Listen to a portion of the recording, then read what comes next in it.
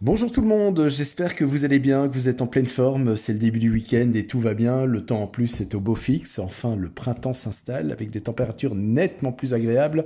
On va pas parler de ce mois de mai qui a été complètement pourri, hein. Ça, c'est clair qu'on va pas revenir là-dessus.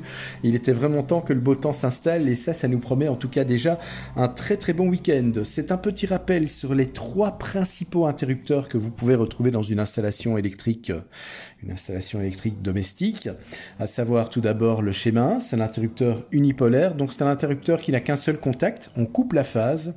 Donc qu'est-ce qui se passe? Dans ce cas-ci, vous voyez, en fait, eh bien, l'interrupteur est ouvert, donc le courant ne peut pas passer, la lampe ne peut pas être alimentée, la tension est à 0 volt à ces bornes, et donc la lampe ne s'allume pas. Par contre, dès l'instant où on va fermer l'interrupteur, où le contact va établir la liaison ici, eh bien, la lampe va s'allumer, le courant va passer. L'interrupteur schéma 2 ou bipolaire, en fait, ce sont deux interrupteurs schéma 1, mais qui fonctionnent en même temps. Alors, voici le schéma. On a toujours notre phase, notre neutre, notre lampe au milieu. Et ici, nous avons donc un contact qui coupe la phase et un contact qui coupe le neutre. Donc, un interrupteur bipolaire, il a deux contacts qui fonctionnent en même temps. Il s'ouvre et il se ferme en même temps. Donc, ça permet vraiment, lorsque l'interrupteur, comme ici, est ouvert, d'isoler complètement le circuit, donc la lampe n'est pas alimentée et surtout n'est pas, comme l'unipolaire, reliée au neutre. Le neutre qui en Belgique d'ailleurs, je vous le rappelle, pour les gens qui sont en 3 fois 230 volts, ou sur un circuit même monophasé mais qui en fait comporte deux phases, là évidemment c'est dangereux puisque la lampe est toujours alimentée par une phase. Alors il y a aussi l'interrupteur de direction qu'on retrouve aussi couramment.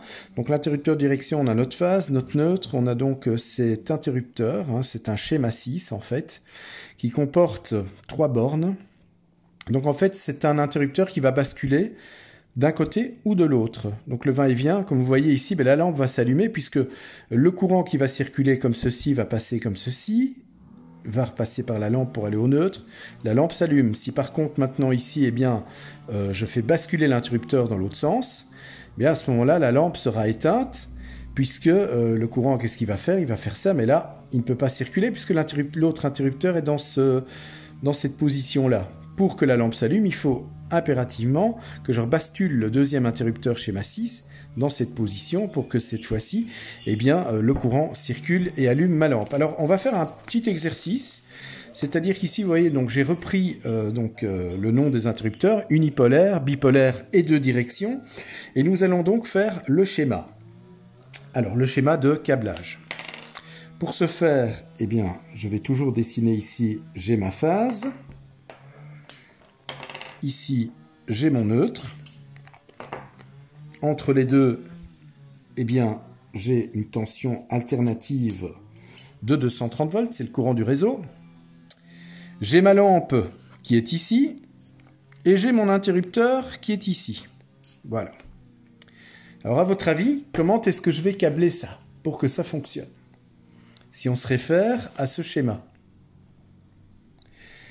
En fait, c'est pas compliqué. Ce qu'on va faire déjà, on va amener donc notre phase, comme ceci, ici, à l'interrupteur. Ensuite de l'interrupteur, l'autre bande de l'interrupteur, on va aller alimenter la lampe. Et de la lampe, tout simplement, comme ceci, on va revenir au neutre. Voilà, l'interrupteur schéma 1 est câblé. Donc le fonctionnement, toujours pareil, en fait, dès que l'interrupteur va être en position fermée, le courant va pouvoir circuler dans la lampe va s'allumer. Et donc voilà, ça c'est le schéma pour l'unipolaire. Maintenant le schéma pour le bipolaire, le schéma de câblage pour le bipolaire, donc on a toujours notre phase, nous avons toujours notre neutre, donc la tension, toujours la même chose, 230 volts alternatif. Mais un interrupteur bipolaire, comme je vous l'ai montré sur les schémas, il y a deux contacts au lieu d'un contact qui s'ouvrent et qui se ferment simultanément. Donc l'interrupteur bipolaire, si on doit le dessiner, ça va ressembler à ceci. Déjà, il a 4 bornes. Avec ces deux contacts, comme ceci. Et je fais un trait de liaison comme ceci pour montrer en fait que les contacts basculent, s'ouvrent ou se ferment en même temps. J'ai ici ma lampe que je veux faire fonctionner sur cet interrupteur. Alors là, pour le fonctionnement, c'est exactement le même principe et c'est exactement pareil. D'abord, je vais amener ma phase comme ceci à la première borne du premier contact. Mon neutre, lui, va aller à la première borne du deuxième contact. Ensuite, eh bien, je vais simplement partir comme ceci, amener mon neutre à la lampe et amener ma phase à la lampe. Contrairement à l'interrupteur schéma 1, l'interrupteur bipolaire schéma 2, en fait, on coupe à la fois la phase et le neutre. Les contacts s'ouvrent ou se ferment simultanément. Et donc, c'est comme ça, en fait, que l'on fait. Et ça permet, je vais dire, grâce à ce système, le circuit de ma lampe ici est complètement isolé quand l'interrupteur est ouvert, que les contacts sont ouverts. Eh bien, voilà, on peut travailler en toute sécurité sur la lampe s'il y a des travaux à faire sur le socket ou sur les fils, sans risque d'électrocution, puisque je le rappelle, en Belgique, il y a des réseaux où on a L1, par exemple, et L2. On n'a pas de neutre, en fait. On a une autre phase. Donc ça veut dire que ici c'est pas un neutre, mais c'est une phase. C'est L2. Et là on a L1. Dans le cas d'un schéma 1, regardez bien ici au-dessus. Si j'ai ici une autre phase, bah ici je vais avoir forcément L1. Voilà. Et là je vais avoir L2. Mais dans le cas d'un schéma 1, comme je n'ouvre, comme je ne coupe le circuit que sur la première phase, il y a toujours une phase qui reste en permanence sur la borne de la lampe, sur la borne du socket de la lampe, c'est L2. D'où danger. Ça, donc, c'est pour... on vient de voir les raccordements pour l'interrupteur unipolaire et l'interrupteur bipolaire. Nous allons maintenant voir le raccordement pour un interrupteur va-et-vient, deux directions. Alors, pour l'interrupteur va-et-vient, deux directions, on a toujours, bien entendu, notre phase,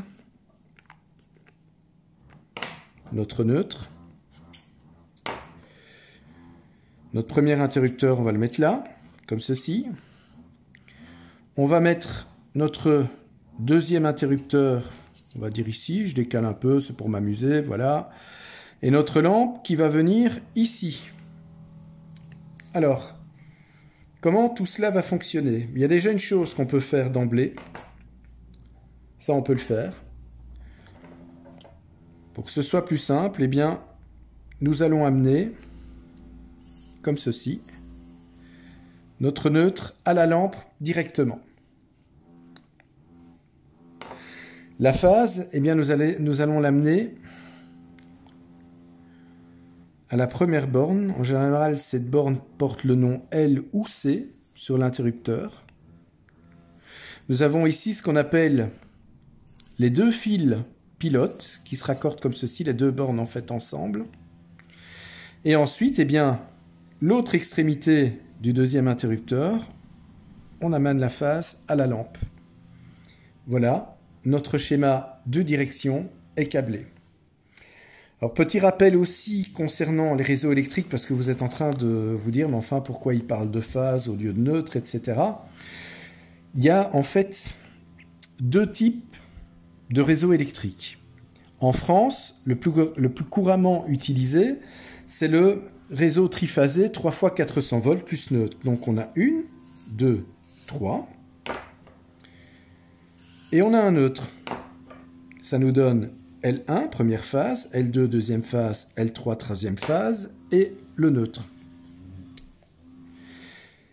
Ça veut dire que nous avons un réseau de 3 fois 400 volts alternatif plus neutre. La tension électrique que je vais avoir entre les phases, par exemple ici entre L1 et L3, j'aurai 400 volts. Entre L2 et L3, j'aurai à nouveau 400 volts. Et entre L1 et L2, encore 400 volts. Seulement voilà, l'électricité à la maison fonctionne sous 230 volts. Si je branche ma prise de courant entre phases, ben ça va griller, il y a 400 volts. C'est là qu'est l'astuce. Si cette fois-ci on reprend à chaque fois une phase, comme ceci, comme ceci, comme ceci, avec le neutre, et bien à ce moment-là, on aura la tension de 230 volts.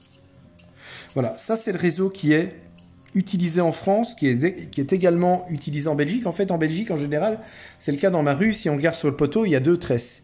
Il y a une tresse pour le 3 x 230 volts, et il y a une tresse pour le 3 x 400 volts. Donc, on a le choix, en fait, entre les deux réseaux.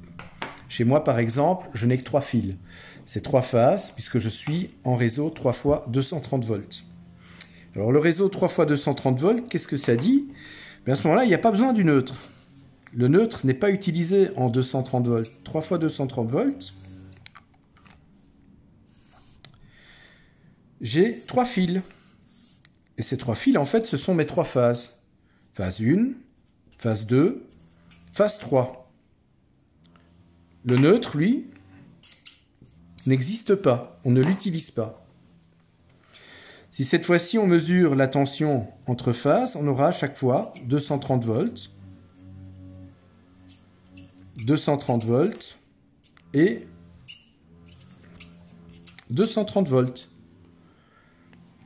Voilà donc la différence qu'il y a entre un réseau 3 x 400 volts plus neutre. On a 3 phases et un neutre. Le neutre permet à chaque fois d'avoir le 230 volts.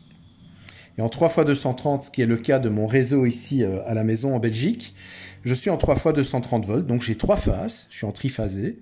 Entre la première et la deuxième phase, j'ai une tension de 230 volts. Entre la première et la troisième phase, une tension de 230 volts. Et entre la deuxième et la troisième phase, une tension de 230 volts. Donc j'ai 3 fois 230 volts. 3 tensions entre phases de 230 volts.